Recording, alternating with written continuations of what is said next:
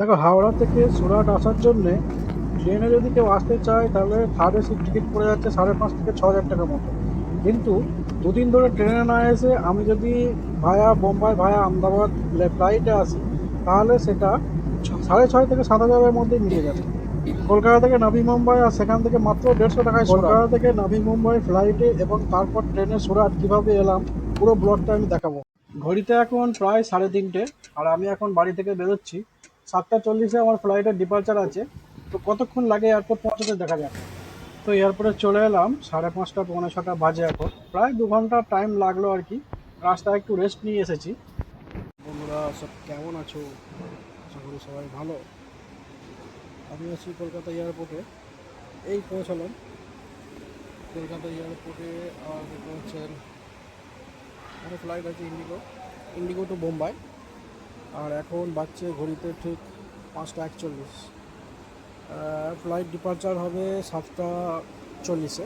আমি বাড়ি থেকে বেরিয়ে গাড়িতে বসে বসেই ওই আপনার বোর্ডিংটা করে নিয়েছিলাম, যেটাকে ওয়েব চেকিং বলা হয়। তো ওয়েব চেকিং করে নিয়েছিলাম, তাহলে এটার একটাই ফায়দাতে আমাকে আর লাইনে ওখানে গিয়ে এক্সট্রা করে দাঁড়িয়ে আর আমাকে চেকিং করতে হবে না, ডাইরেক্ট আমি স্ক্যানারের ওইখানে ঢুকে যাবো আর কি। তো ওইটার সুবিধা আর একটা আছে, যে তুমি যদি ওয়েব চেক ইন করে নাও, তাহলে তোমার পৌঁছাতে একটু দেরি হলেও, এয়ারপোর্টে যেহেতু 1 ঘন্টা 1.5 ঘন্টা আগে পৌঁছাতে হয়, আহ, তবে তুমি যদি ওয়েব চেক ইন করে রাখো, তাহলে যদি একটু লেট হয় তাহলে কোনো অসুবিধা নেই, তোমার এন্ট্রি হয়ে যাবে। আমার কাছে কোনো লাগেজ ছিল না, শুধুমাত্র একটা হ্যান্ডব্যাগ ছিল, তাই আমার কোনো ওজন টোজনের ঝামেলা হয়নি। আমি এখন আছি নিচের দিকে আন্ডারগ্রাউন্ডে, কেননা আমার 101 নম্বর গেট আছে। তো ওখান থেকে আমি বাসে। তো এয়ারপোর্টের মধ্যে দিয়ে একটা কিউট করা ট্রেন চলে গেল। যাই হোক, একটু মজা করলাম। গেট খুলে গেছে এবং বাসও এসে গেছে। এবার ফ্লাইটে ওঠার পালা। তো বাসের ভেতর উঠেই দেখি বাসটা যেন হন্যে হয়ে আমাদের ফ্লাইটটাকে করছে, এদিক থেকে সেদিক ছুটে বেড়াচ্ছে, কিন্তু ফ্লাইটটাকে খুঁজে পাচ্ছে না।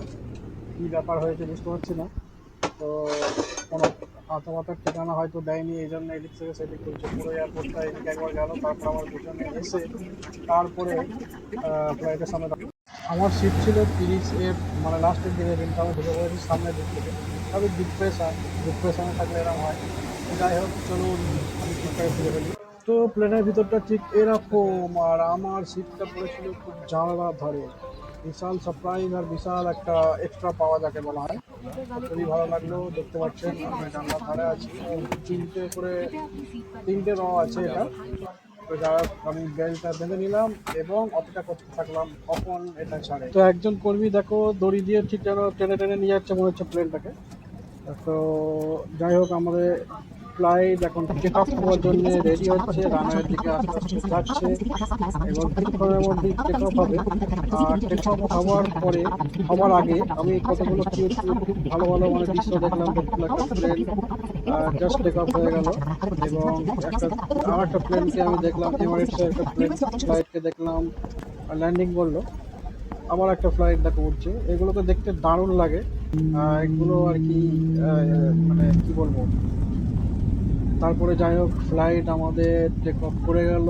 ইতিমধ্যেই আপনারা দেখতে পাচ্ছেন কলকাতা সিটিটা কত সুন্দর লাগছে, একদম মানে দারুণ জিনিস। তো আমরা যখন আকাশের ঠিক ওপরে, মানে মেঘের ওপরে ঠিক উঠে পড়েছি, তো মেঘগুলোকে দেখে মনে হয় যেন নিচেই নেমে পড়ি এবং মেঘগুলো ওখানেই হারিয়ে যায়, আর নিচেই যাবো না। তো যাই হোক, বলতে বলতেই আমাদের ফ্লাইট নাভি মুম্বাই পৌঁছে গেল। প্রায় তখন বাজছে সকাল 10:15, প্রায় 2.5 ঘন্টা যাত্রা করে অবশেষে মুম্বাই এয়ারপোর্টে ল্যান্ড করতে চলেছে। আর এই ল্যান্ড করার দৃশ্যটা, টেক অফের দৃশ্যটা, দুটোই একদম একটা দারুণ অভিজ্ঞতা। যে কোনো সিটিতে নামো, সেই সিটিটাকে উপর থেকে দেখতে আমাদের খুবই ভালো লাগে। সেজন্য এই দৃশ্যগুলো খুবই সুন্দর। আর এটা যেহেতু একদম নতুন একটা এয়ারপোর্ট, ডিসেম্বরের 2025-এ এটা ওপেনিং হয়েছে, তো তাই এটা এই এয়ারপোর্টটা খুবই নতুন এয়ারপোর্ট। আর এই নতুন এয়ারপোর্টে নামলে আরও বেশি ভালো লাগে। তো যাই হোক, দেখতে পাচ্ছেন কেরোসিন ফিলিং হচ্ছে আগামী, মানে আগামী যাত্রার জন্য।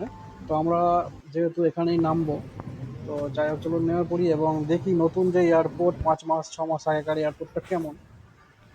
আহ, যাই হোক, দেখতে পাচ্ছেন এয়ারপোর্টটা একদম ঝাঁ চকচকে একটা এয়ারপোর্ট, খুব সুন্দর। এবং এসকেলেটর থেকে নেমে যাবার পরেই যখনই আমি নিচেই নামছি, তখনই দেয়ালে এই ধরনের কিছু থিম করা আছে, যেগুলো খুবই কিউট আর খুবই সুন্দর।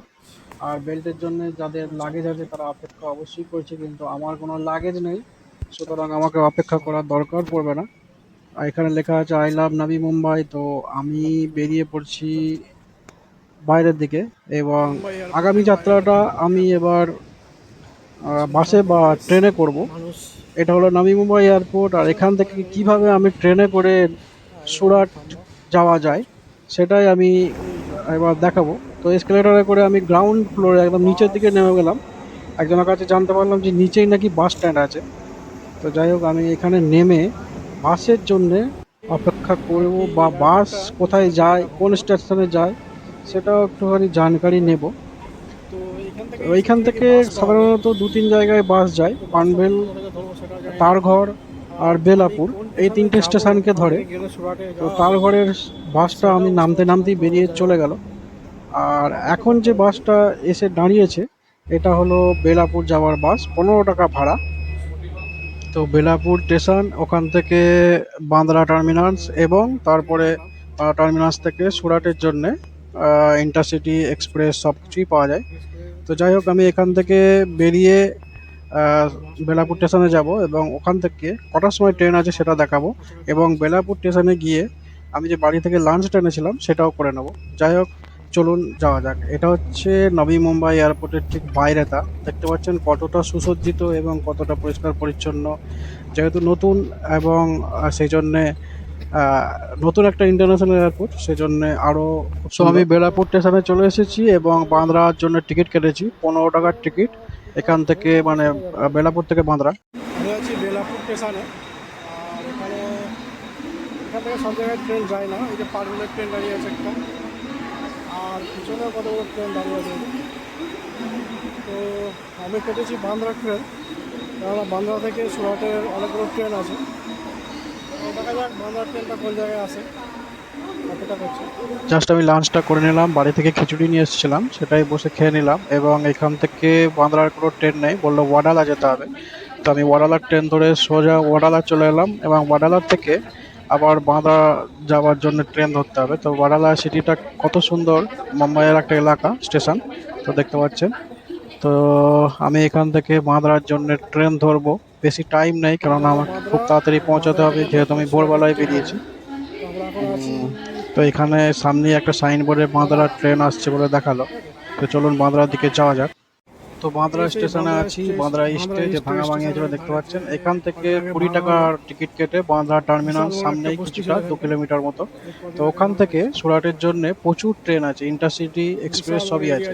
আমার যেহেতু ব্যাটারিটা একটুখানি কম ছিল, সেজন্য আর আগের ভিডিওগুলো করিনি। তো এইখান থেকে 101 টাকা রেল ওয়ান থেকে আমি সুরাটের জন্য টিকিট